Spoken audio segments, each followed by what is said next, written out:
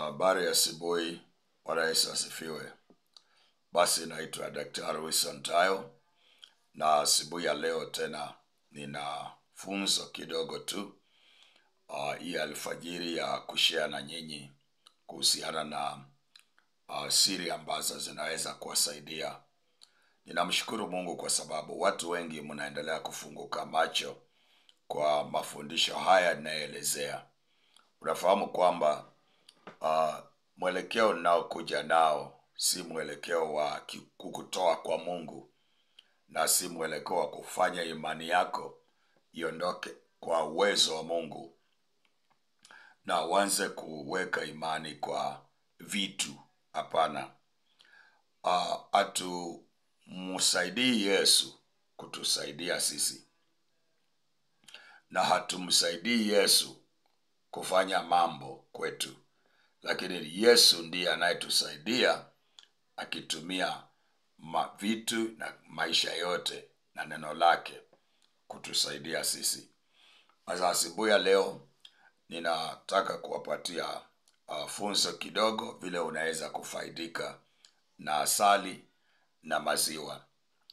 Unajua maziwa na asali vinahusishwa kabisa sana na wingi na ufanisi na uzuri na utamu na umoja wa Mungu katika maandiko. Inahusishwa na wingi, abundance, na uteletele na ukuaji, ufanisi, na hata utamu na umoja wa Mungu. Sasa katika Biblia ni neno ambalo limetabiriwa, na maziwa na asali ni maneno ambayo imetajwa, ni vitu ambavyo vimetajwa katika Biblia takatifu. So unaweza ukatumia maziwa kwa sababu maziwa yenyewe inasimamia mambo ya uzalishaji na wingi. Uzalishaji na wingi, yani kwa Kizungu tunasema fertility and abundance. Okay? Uzalishaji na wingi, maziwa inasimamia hiyo. Unaona katika Petro wa pili, Petro ni wa kwanza mlango wa pili, wa kwanza mlango wa pili, kuanzia penyewe Petro anafundisha, anasema kama watoto wadogo mliozaliwa, yatamanini maziwa yasiyogoshiwa ya neno la Mungu. Ina maana kwamba maziwa ina uwezo wa kusaidia mtu kukua. Unaona, mtoto anapozaliwa kwa miezi 6 peke yake, huwa anabaki tangu azaliwe miezi 6 yote akinyonya matiti ya mamake. Yana maziwa yaliyo na kila kitu ambao huyo mtoto anahitaji. Ndio maana unaona mama akiwa amezaa anatakana ale vitu balanced diet, kwa sababu si chakula chake peke yake, lakini pia anakula kwa niaba ya mtoto. So, tangu mama apate mimba mpaka ule atazaa, alafu abebe tena mtoto kwa miezi 6 akiwa amemzaa, kabla hajamnywesha hata maji wala kitu kingine, unakuta kwamba maziwa peke yake yanaleta balance na afya nzuri kwa mtoto yule, kwa sababu yale maziwa yanafanya anakuwa akibalance diet, anakuwa. Ndio maana anasema kwamba tamanini maziwa yasiyogoshiwa ya neno la Mungu. Kwa hivyo katika barua ya Petro unaona maziwa imenenwa pale kama neno la Mungu. Inasimamia ukuaji na uongezeshaji wa wingi wa utele. Asali pia ina mambo inasimamia. Asali inasimamia utamu na umoja wa Mungu, the unity of God. Asali, umoja wa Mungu na wanadamu. Asali. Hivyo basi hizi ni vyombo ambavyo sio kwamba viko kinyume na Mungu au viko kinyume na masuala ya kutumia katika mikakati ya Mungu. Naelewa channel hii kuna vitu vingi ninafundisha, na vitu hivi vyote ninafundisha, vingine vinasaidia Wakristo, vingine vinasaidia Waislamu, vingine vinasaidia Wahindi, vingine vinasaidia Waarabu, pengine anasaidia, yani kila imani unaweza pata sehemu yako hapa. Hata wapagani wanaweza pata sehemu yao hapa. Sasa si kila kitu nafundisha hapa ni cha watu waliokoka. Kuna kitu cha watu waliokoka, kuna kitu cha watu ambao hawajaokoka, kuna kitu ambacho ni cha wote. Kila mtu anapakua hapa sehemu ambayo inamhusu. Dr. Wilson Swahili Channel huwa anaichukua kama duka ambalo linauza vitu ambavyo wanadamu wanahitaji, mahitaji ya wanadamu. Yo basi, unapokuja katika channel hii usiniangalie kama mbona mhubiri mtumishi wa Mungu huyu anafundisha hivi. Nafundisha hivi, inaweza kuwa si yako, lakini ni ya mtu mwingine. So yako uchukue, ile ambayo si yako wacha niuzie mtu mwingine. Atasaidika maana mwanadamu, as long as mtu ako hai, kuna matumaini. Maana afadhali mbwa anayeishi kuliko simba aliyekufa. Kwa yote ambaye ameunganishwa na aliye hai, kuna matumaini. Maana nimekueleza, manake kuna matumaini hata ya mti ukikatwa utamea tena. So mtu anapokuwa bado anapumua, huwezi jua kesho yake itakuwaje. Anaweza chukua kidogo tu yale ambao nimedonekesha hapa na maisha yake yakabadilika, kama wengi wameshuhudia na wengi wametumia maujumbe za ushuhuda. Hata wengine nimewaambia wafanye recording. Watu wengine wanaogopa kupeana recording. Wengine ni watu wakubwa, wanasema usinionyeshe kwa video. Wengine wananitembelea kwa ofisi, watu wakubwa, nikitaka kuwaonyesha kwa kamera ili watu wajue na watu waone yale ambayo ametendeka. Wanasema pana, mimi nimekuja kusema asante tu, pokea hii. Wengine wananibariki na kuondoka. Hawataki waonyeshe kwa sababu wengine wana heshima zao, hawangependa kuonekana. Na maziwa,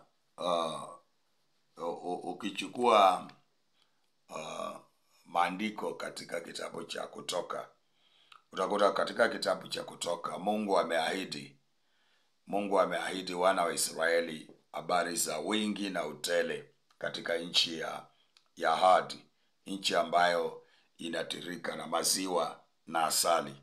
Katika kitabu cha Kutoka, hapo ndipo Mungu amepeana ahadi kwa wale wapendwa. Sasa unakuta mambo haya ni mambo ambayo lazima uelewe kwamba yanafaa, yanakubalika, na hata wewe uliye na imani ya Kristo, basi haya mambo bado yanaweza kufanya kazi kwako. Mwanzo 1:29, Bwana naye akapeana baraka zote za ardhi kwa mwanadamu, ili iwe msaada na iwe chakula na iwe baraka inaweza kusaidia mwanadamu katika nyanja mbalimbali za maisha. Sasa unaweza kutumiaje asali?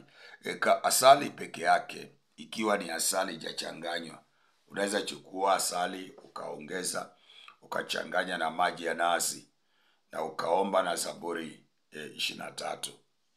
Ukisha maliza, basi hiyo inaweza kusaidia kukuvutia ile utajiri katika maisha, na pia inaweza kuzuia utumiaji wa pesa kiolela. Kuna watu ambao wanaweza kupata utajiri, lakini kuna mazingira ya aina fulani ya nguvu ambazo zinazuia utajiri kuja kwao. Wengine ni katika maboma, environment yao inakataa. Kuna siku moja nimefundisha kanisani, nikasema ni askari gani ambaye amesimama katika mlango wako? Ile lango kubwa ni nani alimweka? Mambo mazuri yakitaka kubisha hodi, anayadivert kwa majirani, lakini mambo mabaya ya umaskini, magonjwa, laana, kutofaulu, disappointment, kushindwa, ndio anakaribisha, wanaingia. Lakini bahati nzuri, baraka, wema, uponyaji, milango ya baraka, ya kifedha, ya maisha mema, mambo mazuri na watu wema, anawadivert, wanaenda kwa watu wengine. Huyo askari ni nani alimwajiri kwa mlango wako? Na jambo la pili, anatoa wapi order yenye anazuia watu wazuri na watu wabaya anaruhusu wanaingia? Kwa hivyo unapotumia Unakuta kuna mtu ambaye ana uwezo wa kuvutia mambo mazuri na mambo mema, lakini kwa bahati mbaya unapata kwamba askari wenye wako kwa mlango wake wa maisha wanawavutia watu wabaya tu, lakini watu wazuri wanafukuzwa. Sasa mchanganyiko wa maji ya asali na maji ya nazi, ukichanganya asali na maji ya nazi na uanze kuoga kwa siku 7, ukiwa unatumia maombi haya na mtazamo huu, Mungu atakubadilisha. Utaanza kuvutia vitu vizuri, na hata kuna watu ambao wanatumia pesa isivyofaa. Pesa itakuja na utatumia katika mambo ya maana na mambo ya muhimu katika maisha. Mchanganyiko wa maziwa na asali unaweza kuitumia pia ikakusaidia kwa njia fulani. Maziwa na asali unaweza kuchanganya pamoja na mdalasini wa unga. Unachanganya pamoja na mdalasini wa unga. Sasa maziwa na asali ukichanganya na mdalasini wa unga, inaweza kuondoa utasa na kuleta uzalishaji. Inaweza kuondoa utasa na kuleta uzalishaji. Kama mahali kuna uchungu, kutatokea na mambo ya utamu kama asali, na mahali ambapo hapana ufanisi, basi ufanisi utaanza kutokea. Unaelewa? Utaona kwamba itakusaidia kupata sana watu ambao wanaitwa destiny helpers. Yaani wale watu wa kusaidia. Kuna watu ambao wametengwa mahali waweze kusaidia, lakini kwa sababu adui anafanya iwe ngumu watu wale wasikufikie. Sasa maji haya ukitumia mchanganyiko wa asali na maziwa na mdalasini wa unga unachanganya, alafu unaweza kuwa unaitumia kuoga, basi utakuta kwamba milango ya watu wa sawa wanaoweza kubeba mzigo pamoja na wewe wakakusaidia. Yaani lazima Mungu atakutumia Simon wa Kirene atakayebeba msalaba wako unapoenda kusulubiwa, kwa sababu kila mtu ana destiny helper. Simon wa Kirene aliyesainiwa akabeba msalaba wa Yesu. Huyo Simon ako mahali, anaweza kuwa unaishi Kenya na Simon wa Kirene ako Australia. Adui amefanya ngumu huyo Simon kukufikia, unaumia na msalaba peke yako hapa. Waweza kuwa unaishi Tanzania, Simon wa Kirene ako kule Rwanda au ako Marekani, inakuwa ngumu kukufikia. Sasa unapotumia njia hii itakusababisha Simon wa Kirene asafiri, na akiingia Tanzania atakuona. Simon wa Kirene ni yule ambaye aliyasainiwa abebe msalaba wa Yesu na msaidie, na huyo atasainiwa kwako katika jina la Yesu. Asubuhi ya leo, hii ni njia unaweza tumia. Utakutana watu wale watakaobeba matatizo yako. Utakutana watu watakaojibu maswali ulio nao. Utakutana watu watakaosababisha kwa kutembea na wao mambo yako yatarahishwa sana. Kuna watu ambao ukijiunga nao tu utaona mabadiliko yanaanza kutokea katika maisha. Na kuombea Mungu unapotumia hii dimension, watu wale wafunguliwa kwako mwaka huu 2025. Watu hawa wafunguliwa kwako. Ukutane na watu wema watakao kuchekesha. Watu watakaoleta amani kwa boma lako. Ukutana watu watakaosababisha pesa na hela zikae kwako. Ukutana watu ambao watakaosababisha watoto wako wapate njia za kufanikiwa maishani. Mungu akukutanishe na mume au mke atakayefanya moyo wako utulie na amani itokee. Hii ndio njia ambao unaweza kutumia, mojawapo kwa maziwa na asali pamoja na unga wa mdalasini. Changanya ndani ya maji, unaweza kupanga unaoga kwa siku 7. Itakusaidia pakubwa. Jambo lingine ni kuonja asali na maziwa. Unaonja katika mdomo. Kuna watu ambao wana maneno mabaya na mazito na uchungu na utasa katika maisha. Sasa unaonja katika midomo, itakuletea ufanisi na utamu wa maneno.